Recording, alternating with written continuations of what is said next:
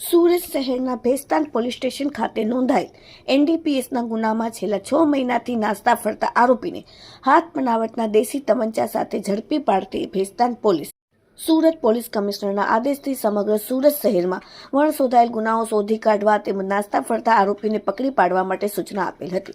જે સૂચનાને અનુસંધાને ભેસ્તાન પોલીસ સ્ટેશનના ઇન્સ્પેક્ટર ગાભાડી સાહેબના માર્ગદર્શન હેઠળ સર્વેલન્સ સ્ટાફના ઇન્સ્પેક્ટરે એસબી ચૌધરી તેમજ તેમના સ્ટાફના માણસો જ્યારે પેટ્રોલિંગમાં હતા ત્યારે ટેકનિકલ વર્કઆઉટને આધારે ભેસ્તાન પોલીસ સ્ટેશનમાં એનડીપીએસના ગુનામાં છેલ્લા 6 માસથી નાસ્તા ફરતા આરોપીને હાથ બનાવટના દેશી તમંચા સાથે પકડીને કાયદેસરની કાર્યવાહી કરવામાં આવેલ છે। પકડાયેલા આરોપીનું નામ છે મોહમ્મદ આમિર ઉર્ફે અમજદ મોહમ્મદ શરીફ, ધંધો ચાઈ લારીનો અને રહેવાસી સોએબનગર બી ઊન ભેસ્તાન સુરત અને મૂળ વતન ઉત્તર પ્રદેશ।